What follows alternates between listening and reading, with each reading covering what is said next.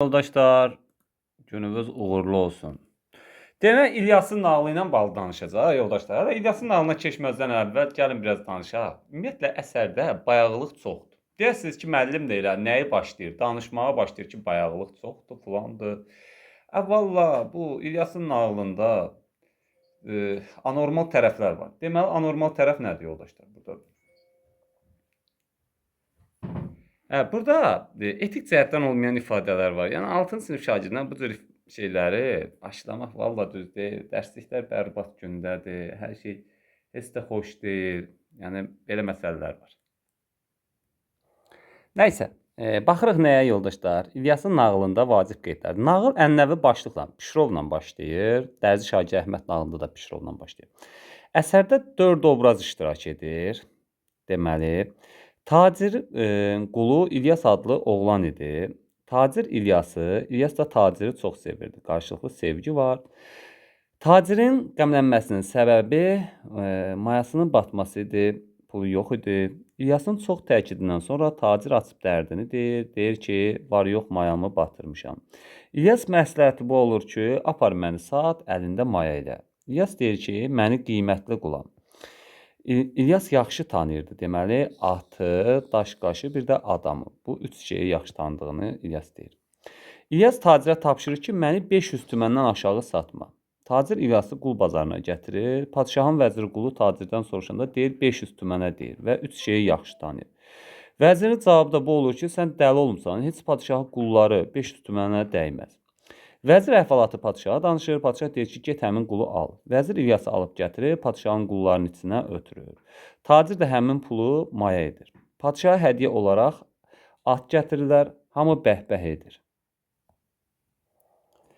Deməli, padişah əmr edir, İlyası gətirirlər. İlyas deyir ki, at birinci atdır. Amma suya girsə yatar. Adamlar İlyasla razılaşmırlar. İlyas şərt qoyur ki, mənim heç nəyim yoxdur. Başımı girov qoyaram. Əgər suya yatmasa boynumu vurun. Deməli, biz burada şərt qoyan obraz İlyası görə bilirik. Nəticədə atı suya vurdular, girən kimi yatdı. İlyas atın yatma səbəbini padişah belə izah edir ki, ata camış südü içiriblər. Ümumiyyətlə bilirsiniz də, camış su sevən heyvandır. Yay gəldi, camış özünü həmişə suya verir. Atı satan da İlyasın sözünü təsdiq edir. Çünki atın anası ölmüşdü, ona görə camış südü verirlər. Padişah İlyasla bağlı əmr edir ki, mən yeyən xörəkdən İlyaslara da verin. Qonşu ölkənin padişahlarından biri yumurta boyda almaz gətirmiş. Padişah əmr edir ki, İlyası gətirsinlər. Padişah İlyas oğul deyə müraciət edir. İlyas deyir ki, bu almaza qiymət qoy. İlyas deyir ki, 30 tüməndən yuxarı dəyməz. Çünki üzü almazdır, içi torpaq. İlyas burada ikinci dəfə deyir ki, düz olmasa boynumu vurun. İlyasın dediyi düz çıxandan sonra padişah onunla bağlı ikinci qərar belə olur ki, İlyas mənim özümlə çörək yeyəcək. Bu şəhərdə misli bərabəri olmayan ağıllı qız vardı. Bu qızın gözəlliyi şəhərdə məşhur idi. Dərzi Şagir Əhməd nağılında da Pəri Sultan, Qanlıdaş əfsanəsində Sona, İlyasın nağılındakı xanım obrazı və s. hər üçü ağıllı, kamallı olmalarına görə eyni götürə bilər. Hətta Sonanı da belə deyək də o su həsrətindəki qızı da onlarla əlaqələndirə bilərik.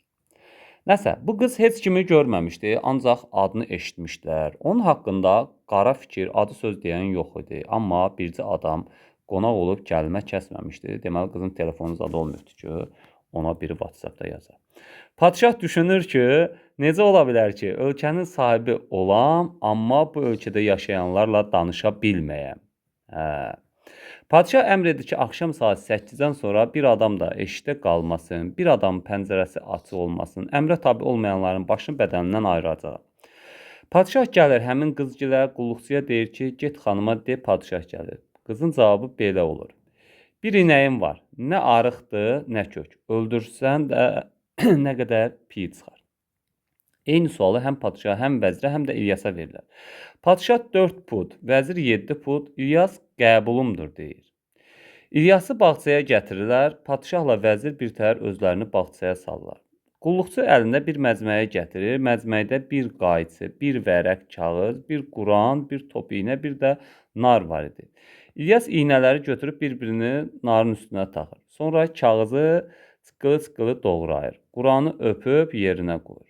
Qulluqçu məcməyini aparandan sonra xanım eyvana gəlib İlyasa deyir ki, nəhayət bu şəhərdə ağıllı, mərifətli adam tapıldı ki, dərdini bölüşəsən. Vəzir və padşah baxıllıqdan partlayırlar.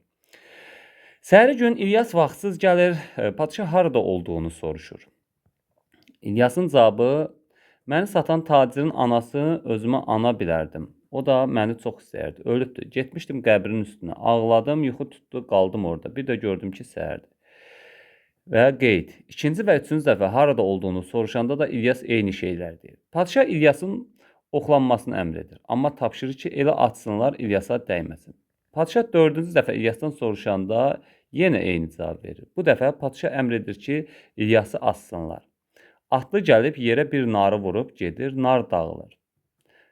Dərzi şagirdi Əhməd nağılında da Allahverdi xan Əhmədin, Aldanmış Cavakir povestində Sərdar Zaman xan Münəccim başının, İlyas nağılında atlı qız İlyasın öldürülməsinə mane olur. İlyas sirri sarayda tək padşaha deyəcəyini deyir. İlyas padşaha gözəl qızın ağlına, kamalına, qeyrətinə heyran olduğunu deyir. İlyas pi məsələsini belə açıqlar ki, qız demək istəyir ki, sən məni görməmsən, bilmirsən, arığam, kökəm, gözələm. Mən də dedim ki, qəbuldur.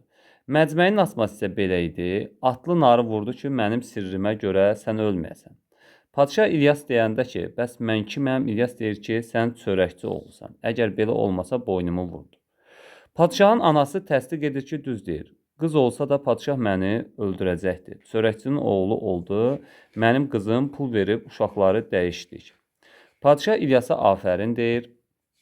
İlyas onun çörəkçi oğlu olduğunu bildiyini belə açıqlayır ki, sən məndən razı qalanda qızıl gümüş yerinə çörəyinə şərik etdin. İlyas qızın padşaha qızıl olduğunu deyir və padşahın anası da bunu təsdiq edir. İlyasın özü bağban oğlu idi. Şəhərə hücum edib əsir edirlər, sonra da qul kimi satırlar. Padşah 40 gün 40 gecə toy edib qızı İlyasa alır. Tacını da İlyasın başına qoyur və deyir ki, sənin biliyin məndən çoxdur. Dərzi şagirdi Əhməd nağılında da Əhməd Pəri Sultana 40 gün 40 gecə toy edir.